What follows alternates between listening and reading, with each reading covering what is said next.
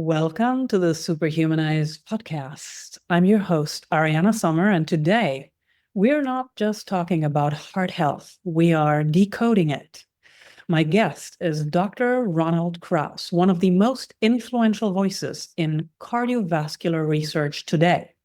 A professor of medicine at UCSF and a pioneer in lipidology, Dr. Krauss has reshaped how we understand cholesterol, inflammation, and the subtle particles that move through our blood and often determine our fate.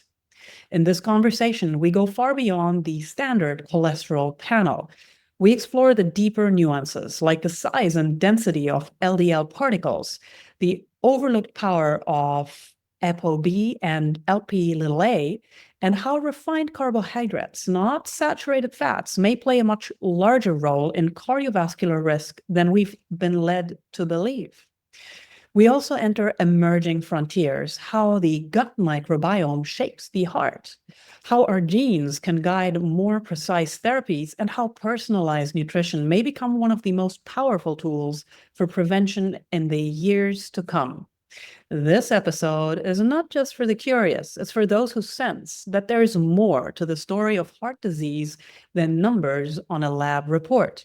It's for those who believe science can be both evidence-based and visionary.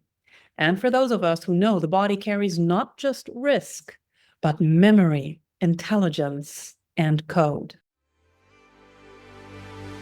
Superhumanize. Accelerated evolution.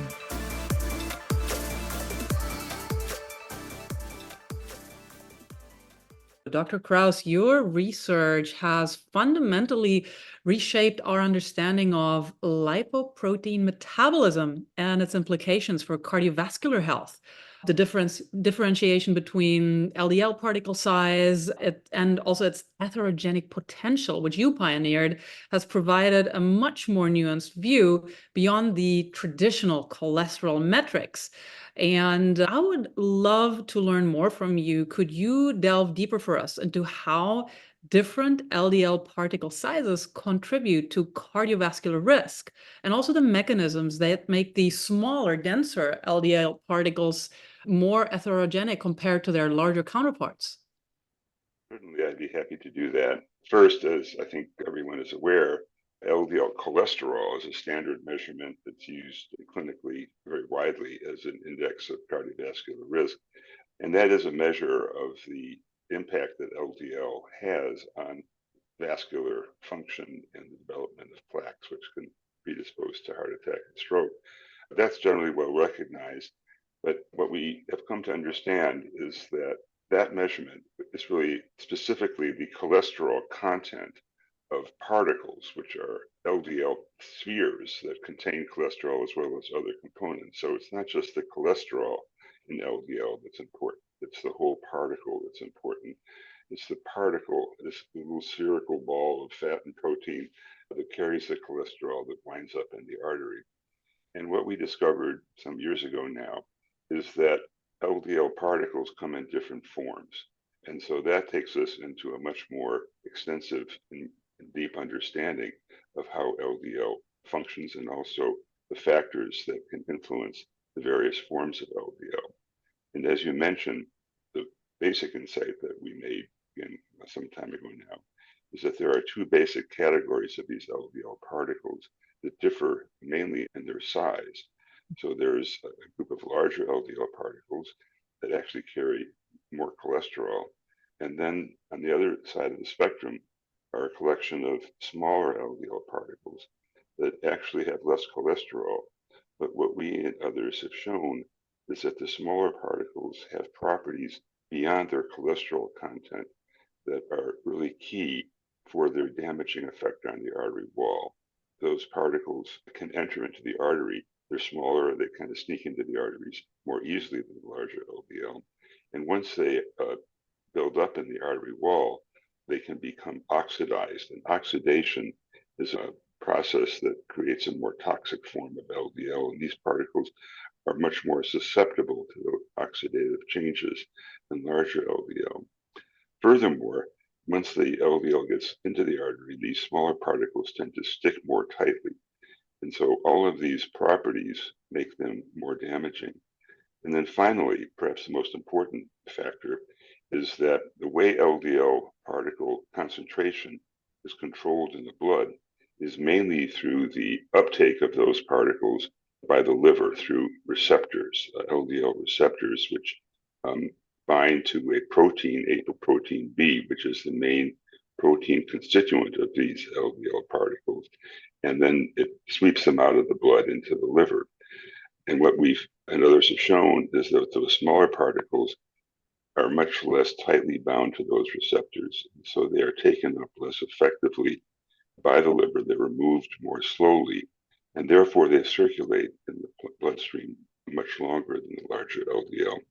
And that exposes the artery to higher concentrations of these smaller LDL. They're swimming around in the blood, and eventually many of them go through this process of sticking and causing these damaging effects.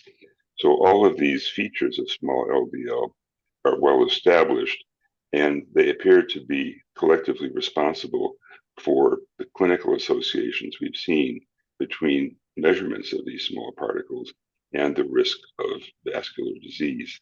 There is quite a bit of evidence now that measuring small LDL particles provides a more meaningful index of heart disease risk than the standard LDL cholesterol measurement. In fact, a high proportion, probably the majority of patients who wind up with heart disease or stroke do not have very high levels of LDL cholesterol. But what has been found is that there is a growing prevalence around the world, actually, of a syndrome in which small LDL particle concentrations are increased.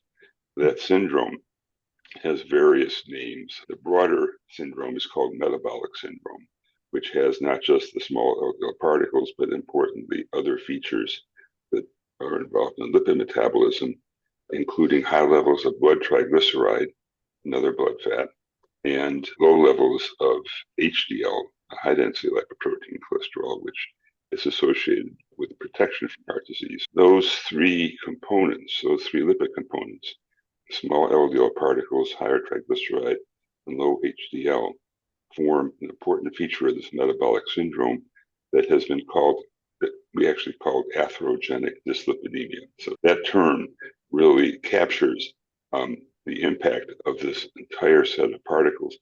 So the small LDL is not only damaging in its own right, having these direct arterial effects, but it is part of this larger syndrome of atherogenic dyslipidemia, which creates risk even beyond the LDL effect, because we now know that high triglycerides and low HDL also, in fact, we've known for some time that they are also associated with heart disease risk. That syndrome can be explained in large part by the metabolic control, which I think we maybe want to cover a little bit. How did this syndrome develop? Well, a major component of that, particularly in individuals who are overweight, who have fat around the middle, who have features that can predispose to diabetes, insulin resistance, all of these together can cause the liver to put out high amounts of triglyceride in the form of a larger particle, LDL, called VLDL, very low density lipoproteins, that take the triglyceride from the liver into the bloodstream. And when there's excess body fat, insulin resistance, also we can talk about the effects of diet, high carbohydrate diet. All of this pushes more of these VLDL into the circulation. Once they are in the blood, they tend to get metabolized and broken down. And small LDL is one of the products of that metabolic pathway. So there's really a kind of a global impact of this syndrome, starting with increased levels of these triglyceride-rich lipoproteins, the VLDL, together with the small LDL. And those two, which we can talk about mechanisms for this, are also can lead to low HDL. So it's a integrated metabolic system that winds up in the end with these bad guys, these small LDL circulating in the blood, causing vascular disease. And thank you for your insight, Dr. Krauss. And as somebody who's very interested in maintaining not only my own health, but also that of my loved ones, and supporting our audience in not just treating something as symptoms arrive, but to actually also work preventatively. How do you envision the future of lipid testing evolving to actually incorporate some of these insights more routinely in clinical practice? Yeah, that's of course very important. And as a clinician as well as researcher, I'm deeply concerned about trying to spread the word and get more of this information out to help prevent disease rather than try to do something after the fact. It's much easier to find prevention tools than it is to fix the problem once a severe heart disease condition has developed. And before I talk further about the atherogenic dyslipidemia syndrome, I should mention that there's another important lipid component that is often overlooked as well as the small LDL, and that is a lipoprotein particle called lipoprotein small a or lipoprotein little a. It has various strange names, but abbreviated form is LP little a. And that's another very important heart disease risk factor, very common in the population, that is strongly genetically determined, as is, and there are genetic factors that also contribute to the small LDL syndrome. But this one with Lp(a) is very strongly genetic, very difficult to manage, but it's very important to screen and detect Lp(a), particularly when there's a strong family history of heart disease, which would indicate the impact on risk. And so that's another, I think, really needs to be considered in trying to get a more in-depth picture beyond the standard lipid measurements in assessing risk and then moving into prevention. Dr. Krauss, apologies for interrupting you, but this question popped up in my mind, and I'm sure many others who are listening to this conversation may have it too. How does actually somebody go about getting tested for this Lp(a), since it has such significant genetic implications for cardiovascular disease?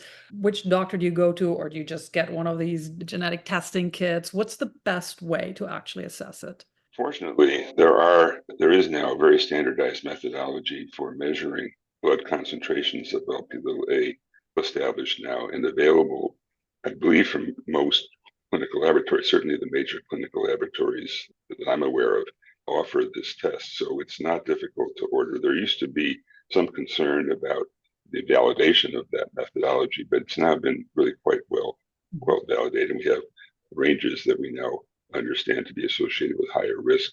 And my feeling is that anybody who wishes to be assessed for heart disease, which is essentially the entire population in the end, because it's such a prevalent disease, should have this Lp(a) measurement as part of their screening. I think it's an important thing to do, and it's not that expensive to do, and it's been underutilized in part because there haven't been as yet treatments that have been developed that lead to reductions of Lp(a). So there are some drug effects that have some modest reduction effects, but there aren't really drugs that target Lp(a), although some are now in development. And because of that roadblock, and many physicians feel that it's not worthwhile testing. But there's really two things to consider. One is being able to assess risk in families, particularly in offspring or siblings where there might be inheritance of this trait, so that one can determine high risk for heart disease at an early age, because this really shows up really early in life, and it's a way to pick up risk before disease actually develops. And even though we don't yet have robust ways to lower Lp(a) levels as yet, what we do know is that in individuals with high Lp(a), if one manages the other heart disease risk factors, in particular lowering LDL levels, LDL particle levels in particular, one can attenuate the risk of high Lp(a), perhaps reverse it completely. So even with high Lp(a) levels, if the LDL level is low enough, what's been shown is that the damaging effects of Lp(a) tend to be blocked. And so that's really another reason for measuring Lp(a), even if we can't lower it substantially yet with drugs, although in the next year or two, we may have some treatments coming down the line finally that may be effective in that regard. And regarding measurements, I think we should maybe cycle back to the atherogenic dyslipidemia angle because one can measure triglyceride and HDL cholesterol as part of the standard lipid panel. There are as yet only few labs that offer testing of the small LDL particles. In the US, there's a couple of really major labs that offer that test through various methodologies, but globally, it's still not widely available, unfortunately. However, I had mentioned that there's apoprotein B or ApoB that is a structural feature of all of the LDL particles, and levels of ApoB tend to be correlated with the number of LDL particles because there's one ApoB molecule per particle. So if one measures ApoB, which is a test that is generally available, one gets an index of the number of LDL particles. And what we've shown and what others have shown is that when ApoB levels are high, there tends to be increased levels of smaller LDL particles. That's not always the case. Sometimes it can be associated with larger LDL. But overall, ApoB has been shown to be, in a number of studies, to me quite convincingly, to be a stronger index of heart disease risk than LDL cholesterol, and that's in part because it provides a measure of these LDL particles. So that's a test that's also underutilized. It has not been part of standard guidelines, regrettably, in most countries.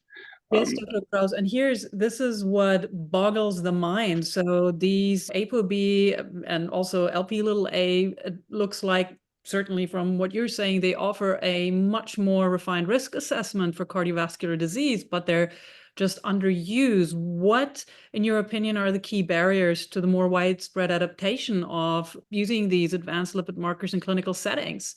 And what do you think is necessary? What kind of strategies need to be deployed to overcome these hurdles? I've been involved in this field long enough to comment that one of the major barriers really is historical, because we go back to the era where blood cholesterol was considered to be the thing to measure. Then we learned that it's not total cholesterol, but the different forms of cholesterol, LDL and HDL. And LDL cholesterol was a test that was developed that proved to be quite easy to use on a wide scale in clinical laboratories. As I mentioned, it does provide an index of risk, although not as precise and more extensive measurements we just discussed.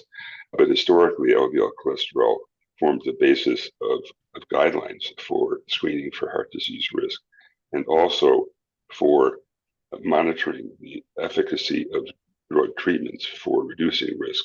So there's a huge body of data that has supported use of LDL cholesterol in the clinical setting, and that has been difficult to displace. The field has really been dominated by factors that historically have put LDL cholesterol at the top of the list of lipids to measure, and that the public was not ready yet to understand how to use these other measurements as either supplement or an alternative to LDL cholesterol. And so that barrier really is one that really has a historical basis due to the emphasis on LDL cholesterol, overriding the introduction of these other tests. I can't really speak to anything that could justify that. I've really been on the side of the argument that we should overturn LDL cholesterol as the major measurement. It does provide a simple test that can be used for screening, but if one is really aiming, as we just talked about, to optimize our diagnostic skill and provide the right kind of treatment, it's just not sufficient. And we're slowly introducing into the guidelines what's been called risk-enhancing factors, at least in the US dietary guidelines that have just come out. There is a recognition that we need to go beyond the LDL cholesterol. So that step has been taken. And apoprotein B and Lp(a) have risen to what we now call risk-enhancing factors. So they haven't been ruled out, but they haven't really entered into the mainstream. And part of this is because we don't have studies that were specifically aimed at lowering ApoB or small LDL particles or Lp(a) for various reasons. Those trials really all focused on LDL cholesterol lowering as the end product of treatment, and using very strict criteria for what we call evidence-based guidelines. one of the deficiencies is the lack of clinical trials that can definitively prove that lowering ApoB or lowering small LDL or lowering Lp(a) provide any information on cardiovascular benefit that exceeds the information derived from LDL cholesterol. We just don't have a lot of strong evidence to support the substitution of those measurements because the clinical trials have really not focused on them. So it's kind of a vicious circle because the measurements were not introduced into the clinical trial setting because people weren't really thinking about those measurements. We now have a body of evidence that excludes the information about those measurements. It's perfectly legitimate if one takes a extremely rigorous attitude towards guideline development to say those additional tests have not been really yet nailed down as being targets of treatment. That I think is an erroneous assumption, but it's really based on limited evidence, some of it even circumstantial evidence. And so it's been an evolutionary process, and one would hope as we get farther into our science and the methodology becomes more readily available, and the clinical trial data becomes more extensive to address the impact of these other risk factors, that we may be able to justify a more extensive and more meaningful guideline program. Yes. And while these processes may be slow moving, you mentioned it before, dietary guidelines, there are a lot of things that people can do that's in their power to not only potentially prevent, but to optimize their functioning. And your research, Dr. Krauss, has often highlighted the critical role of diet in managing lipid profiles, particularly the differential effects of saturated fats versus carbohydrates on LDL, which has also led to a shift in dietary guidelines with a much greater emphasis on limiting refined carbohydrates versus saturated fats. And given the complexity of diet's impact on lipid metabolism, can you share with us what do you consider to be the most effective dietary strategies for managing cardiovascular risk, especially in populations with varying metabolic health statuses? Yeah, no, that's obviously very important because diet and lifestyle really form the basis for all of our preventive health measures for heart disease risk reduction. I'll just take a moment to give you a small anecdote on my evolution in the process of considering the effects of diet, lipid metabolism, and heart disease risk. A couple of decades ago, I became chairman of the American Heart Association Nutrition Committee and was responsible for producing guidelines for heart disease risk reduction in the population based on diet. And I inherited a tradition of recommending low-fat diets because historically there was quite a bit of emphasis on total fat and specifically saturated fat as a determinant of heart disease risk. That was based on actually strong evidence that high levels of animal fat, saturated fat, compared with other forms of fat, raise LDL cholesterol levels. That was established. And so there was historically an assumption that one could reduce heart disease risk by lowering saturated fat because that would result in lower LDL cholesterol levels. So I inherited those guidelines and at the same time was doing research in my own laboratory where we were really engaging in fairly large-scale studies of investigating the effects of saturated fat and total fat and heart disease risk. And in the very first study I did, we were looking at individuals who I mentioned earlier who were at heart disease risk because of atherogenic dyslipidemia, people that have this trait with higher triglycerides, small LDL, who are at higher heart disease risk. And I had hypothesized that lowering saturated fat was good, that it would really benefit those individuals who had this high-risk lipoprotein profile. And so we compared those individuals with healthy individuals who lacked that profile. What we found is when we put them on a low-fat, high-carbohydrate diet, which is what was recommended at the time, individual profile, into the high-risk profile, we actually induced the expression of the small LDL trait. And within what time frame? Within what time frame did that happen? This was really within 4 weeks. It's very short term. It probably happens even faster than that. that observation led me, and I'll make a long story short, to completely turn around my feelings about the roles of fat and carbohydrate in the diet. And we ultimately joined really even earlier research as well as other research by others then and later that demonstrated that it's really high carbohydrate intake, and particularly, as you were saying, refined carbohydrates, simple sugars, that are the culprit for this atherogenic dyslipidemia trait, and that high levels of carbohydrate should really be avoided, both to prevent the development of this trait and also to prevent its worsening as time goes on. If one maintains this high carbohydrate intake, this eventually leads to cardiovascular damage through this lipid profile. Could I interject a question, Dr. Krauss? Certainly. Because when we're talking about carbohydrates, refined carbohydrates in particular, so somebody that knows they should really watch this, should they completely reduce the intake of all carbohydrates? Or let's say if they focus on, I don't know, let's pick quinoa or maybe brown rice, maybe some potatoes, but stay away from the breads and the pastries and the cereals and all that other stuff? Or would you say, I would suggest to you that you really also reduce any, what you would have previously considered healthy carbohydrates? You've really put your finger on, I think, a much broader issue of what we should be recommending across the population as well. And that sort of takes us to the idea of a healthy diet that covers the spectrum of metabolic traits, and that carbohydrates, that, as you pointed out, there are carbohydrates that don't have these adverse metabolic effects because they retain their structure of fiber.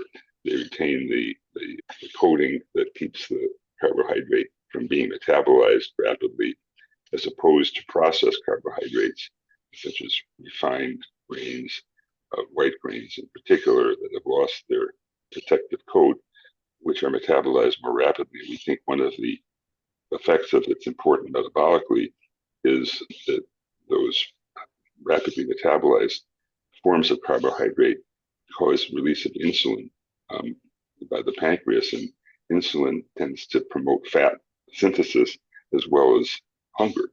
And one of the reasons that we recommend avoiding those processed carbohydrates and sugars in particular that contain fructose, which is a particularly important determinant of fat metabolism, those things should be avoided, particularly in individuals who have atherogenic dyslipidemia. But really, this would apply to the general population. And to try to expand on the kind of the population issues here, for the general population, I think it's perfectly acceptable to have carbohydrates in the form of whole grain, whole kernel carbohydrates, dark, if you will, as opposed to white forms of carbohydrate in the form of foods. You mentioned some, like quinoa, brown rice. We know what those are. Whole rye bread is okay. High fiber cereal without sugar. All these things can be included in a healthy diet, and really should be included in a more generally healthy diet, which I also discussed, that has been described in various ways under the general category of Mediterranean diet, which has plenty of vegetables, fruits, and whole grains. That's fine and really advisable, I think, on a population basis. But for people that have metabolic traits that we're concerned about, which unfortunately are an increasing percentage of the population because of our increasing waistlines and the higher prevalence of overweight and obesity, we're seeing more and more people who have this atherogenic dyslipidemia.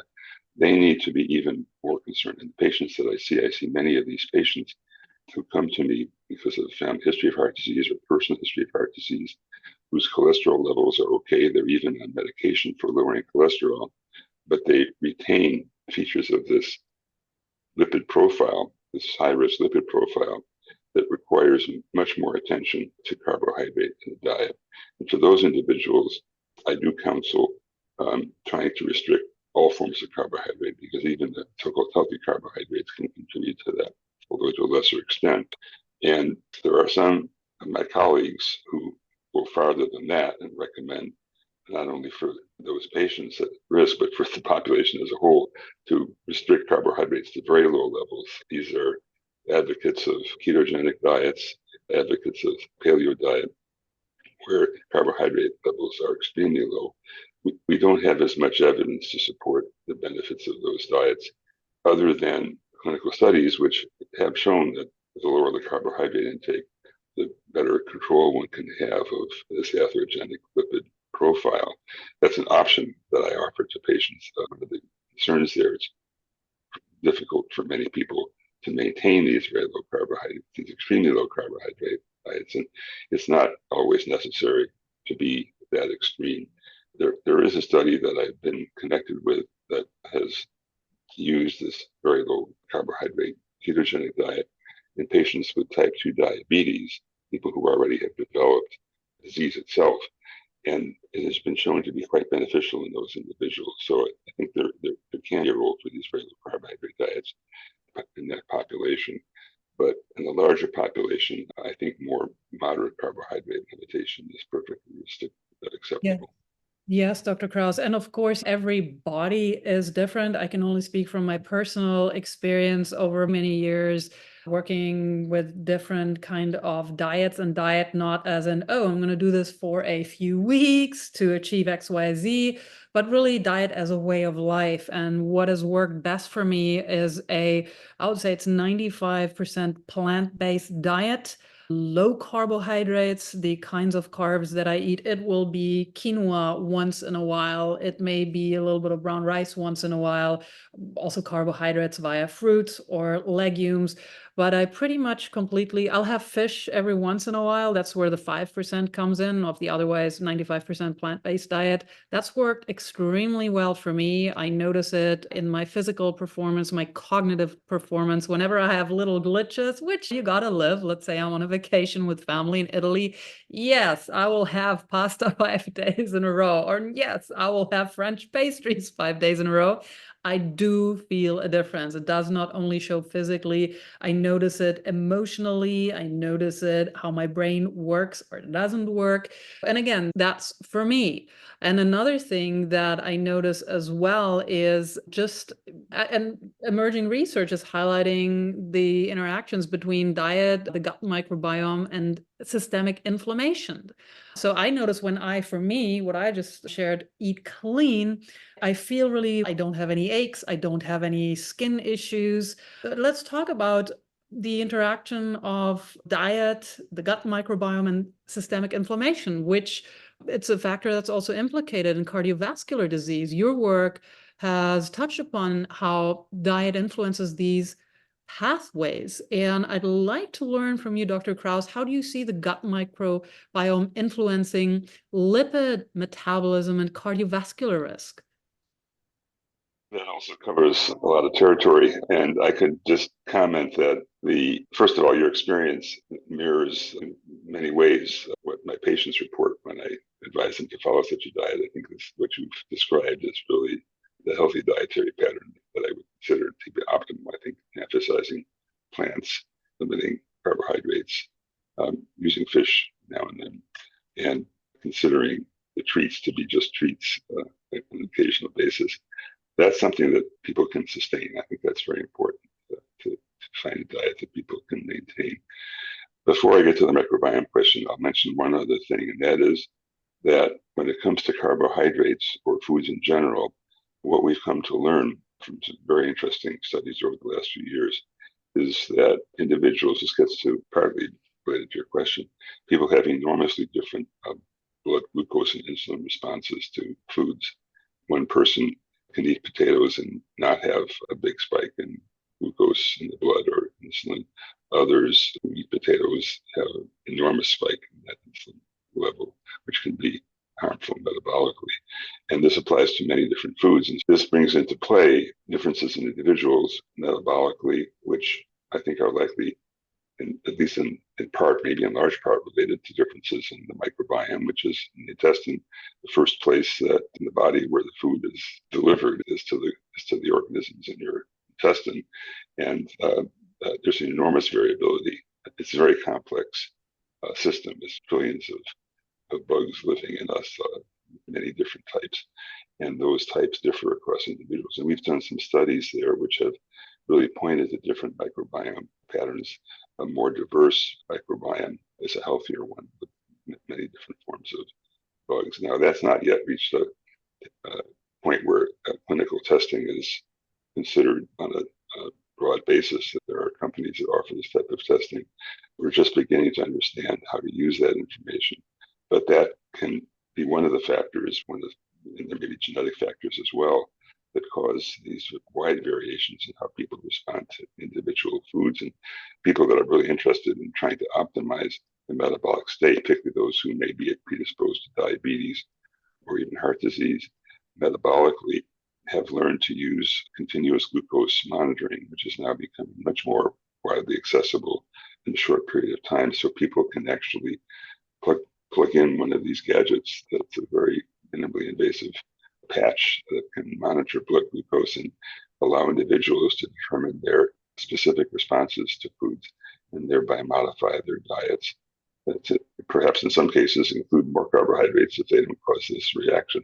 It actually may allow some people to liberalize their diets, others to be more restrictive. And so that information, I think, is going to be something that becomes much more widely used, particularly in those individuals with metabolic issues to deal with that need dietary control. The inflammation aspect that you pointed out is really key because inflammation influences many of the symptoms that you described.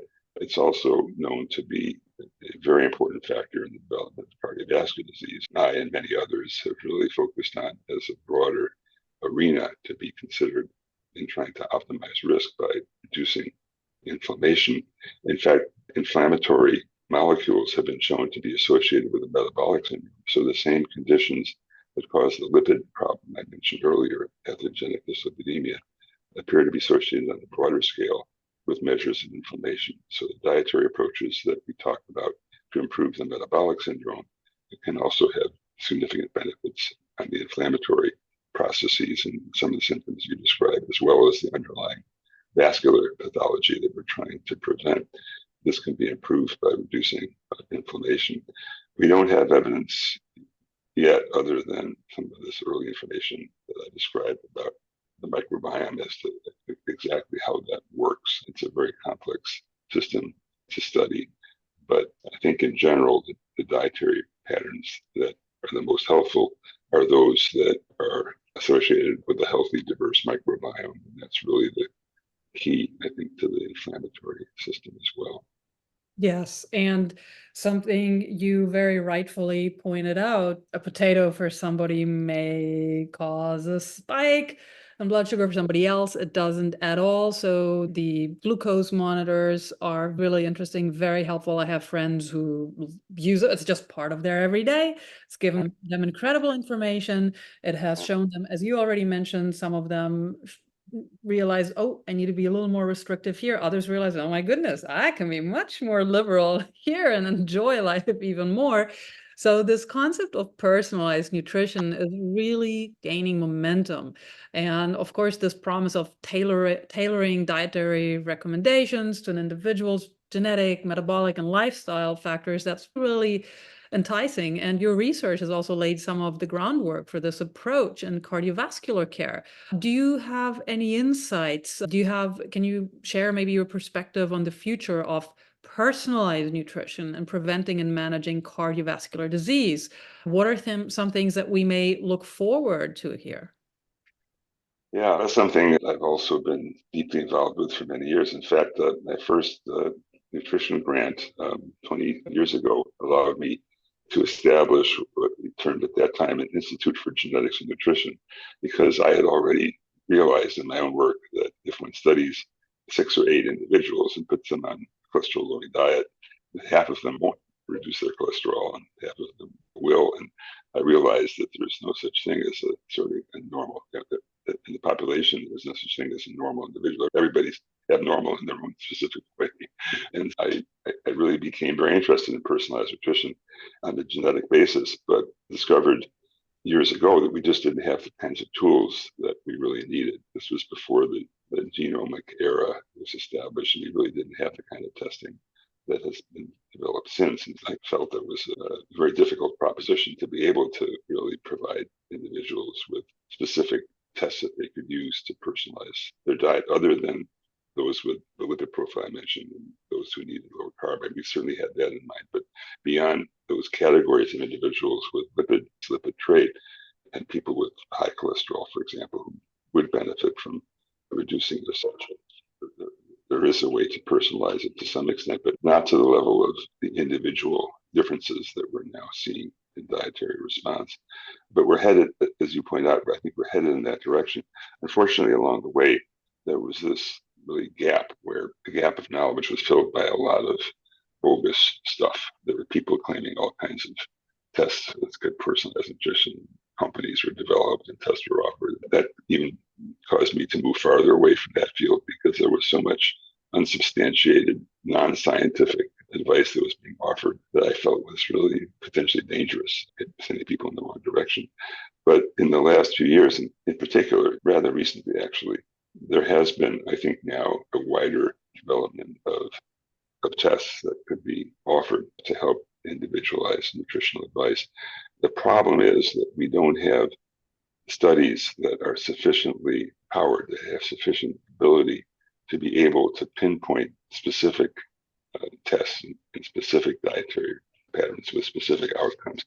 It's a very difficult field still, even though the testing has become more widely available. We have, as you mentioned, we can do microbiome testing. We can measure individual lipid tests beyond the ones I mentioned. There are inflammatory markers and genetic markers. All of this has become available and it's being used in various ways, both through research grants and through companies that are developing these kinds of profiles. But I still remain a little bit hesitant to suggest that we're going to be able to turn that into something that we can offer in a convincing way to the population as a whole. Having said that, hopefully that will change as we develop more data. So I think the future does hold greater promise for that.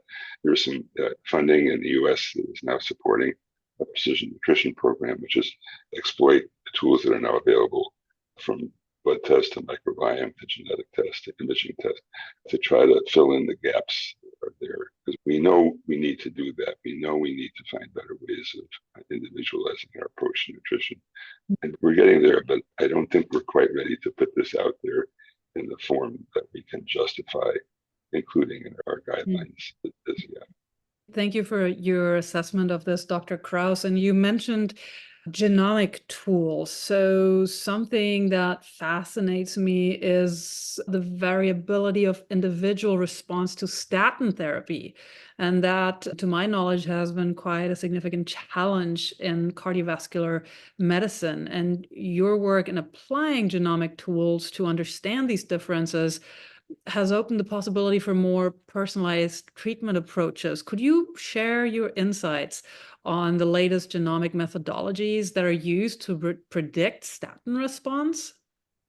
This again involves a little bit of historical anecdote for me. And that is, as I mentioned, when I felt discouraged about being able to apply precision tools to nutritional guidelines, I felt just too difficult. Nutrition has all these variables, all these different foods, very complicated. When I moved away from that, I turned to a more precise area of study, and that is genetics of drug response. And so that's exactly how I got into studying the genetics of drug response to statin treatment, which, as everybody knows, statins is the most widely used drug for lowering cholesterol in high-risk patients. It certainly is an adjunct to treatment for many of the genetically predisposed individuals we just talked about who need something more than diet. We have gotten tremendous benefit from statin.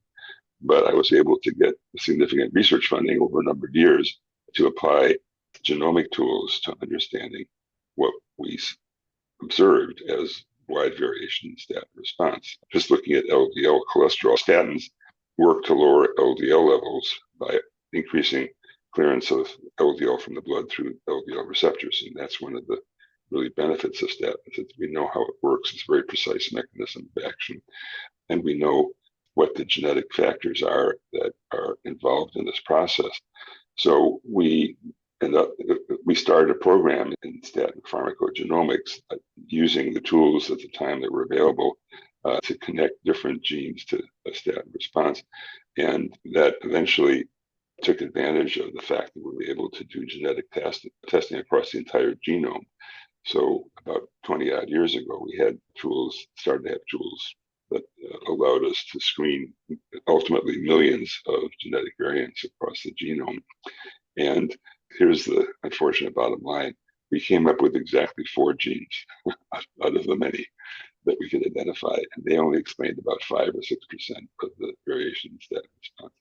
We certainly could document that there was a genetic effect. There was also evidence for a genetic effect on the risk for adverse events in people taking statins, particularly muscle damage. A genetic variant, actually several genetic variants that affect the metabolism of statin, the way statin is handled by the body, that can increase the risk of myopathy. So we did have some genetic markers, both for efficacy, for benefit of statin, as well as for this adverse effect.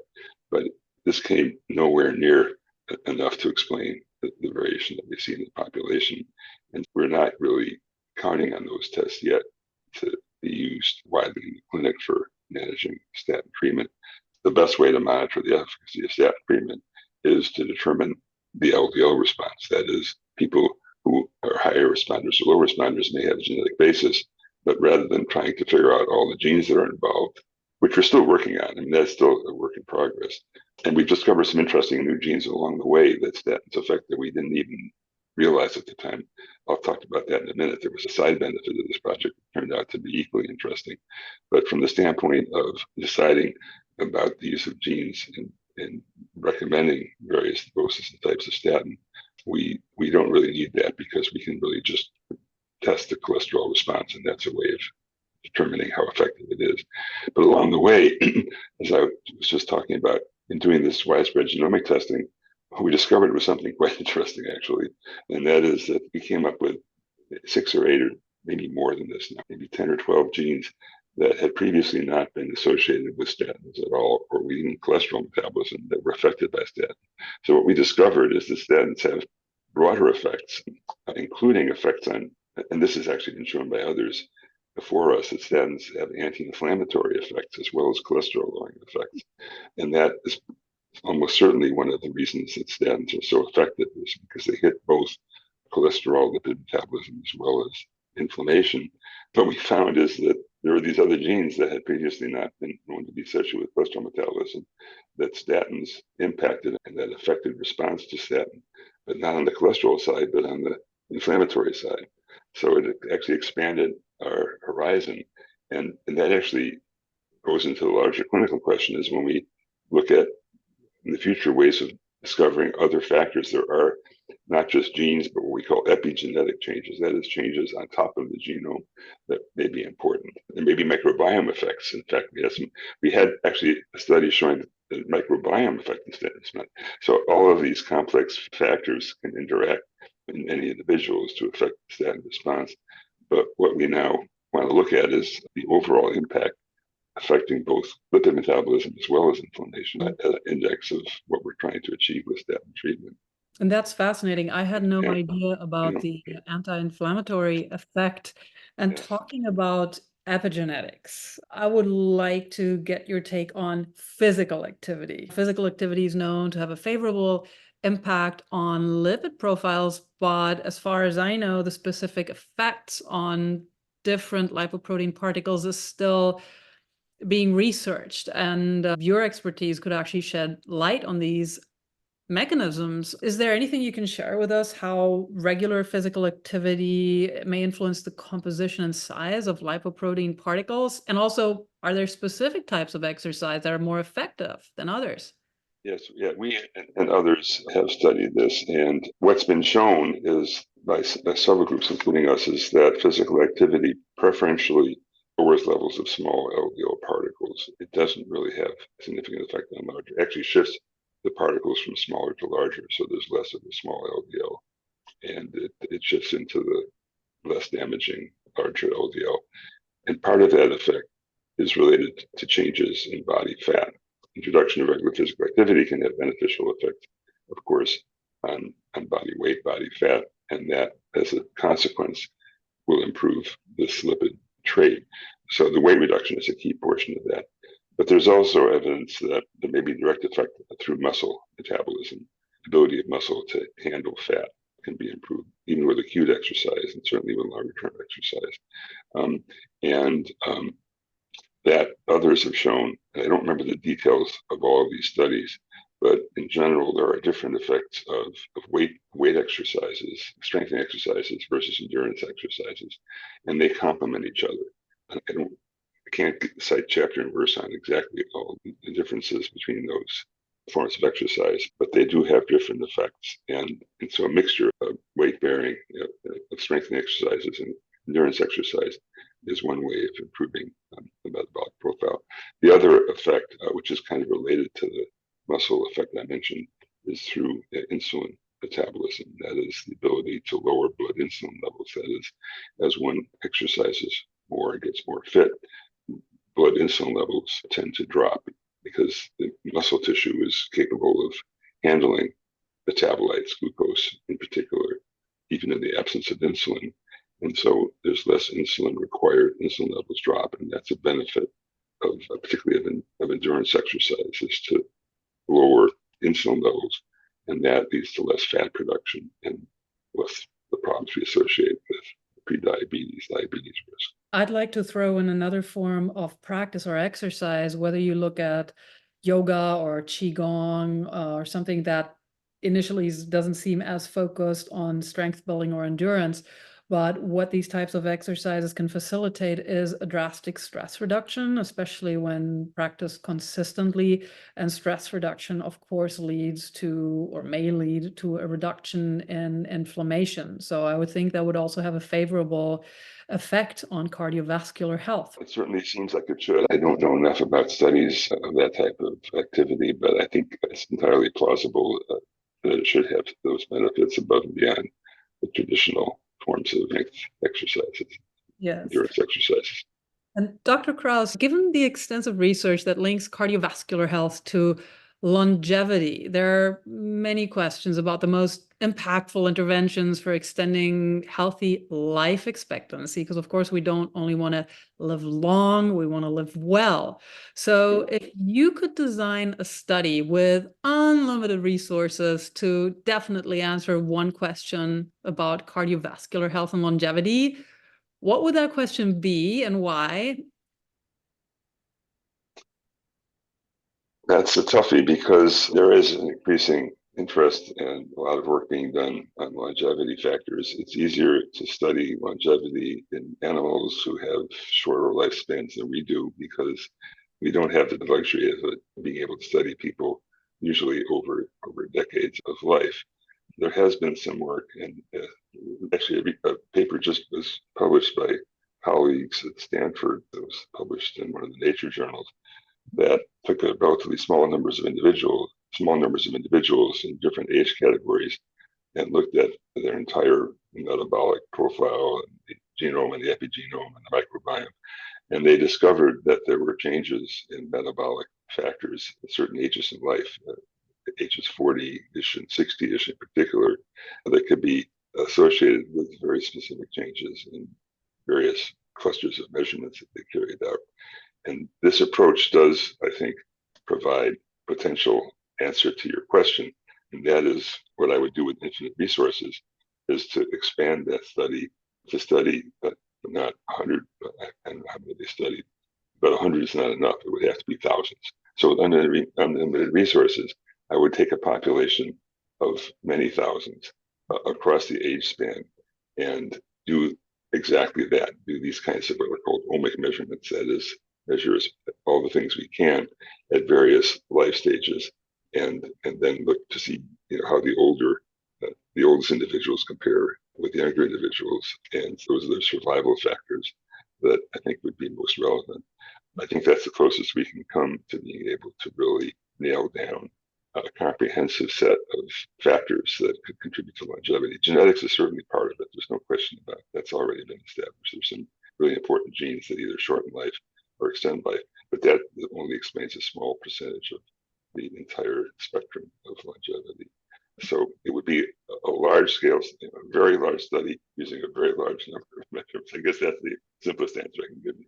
I love that idea, Dr. Krauss. And in your illustrious career, you've explored many facets of cardiovascular health and often challenging established norms and thus advancing our understanding of lipidology. And if this is something I would like to know, I like to play what ifs in my mind. If you could transport yourself to any other field of scientific research for a day, just out of curiosity, which field would you choose, and what question would you like to explore there? And how might this other field maybe offer new insights into your work on cardiovascular health? You have, I think, unknowingly identified something I'm actually doing. That is, I've actually become extremely interested in mechanisms underlying dementia and Alzheimer's disease for a variety of reasons. One is it's become such a serious public health problem, particularly as the population ages. As we succeed in prolonging lifespan with cardiovascular risk reduction, we're not always creating a healthy life in older individuals, and dementia is a big part of that problem. And the other reason is I'm looking at myself and my peers and saying, what can we do to help ourselves? So it's a little bit of slightly selfish, but it's really a broader scientific question which connects scientifically actually with the metabolic work that I've done, because we've come to understand that dementia, Alzheimer's disease in particular, which is the most common form of severe dementia in the population, is connected very strongly to metabolic traits ranging from cholesterol metabolism to glucose and insulin metabolism. So the things that we are concerned about for heart disease risk appear to apply to Alzheimer's and dementia as well, but in ways that we really don't fully understand. Not only would I answer your question by saying that if I had another field to go to, it would be that. I would tell you that I actually am going to that field because I feel it's really exciting, really important, and there's a whole lot we can learn by connecting what we've learned on the cardiometabolic side of the system to the brain side of the system. And we've got some really fascinating leads that keep me going. It'll keep me, hopefully, from getting old too fast.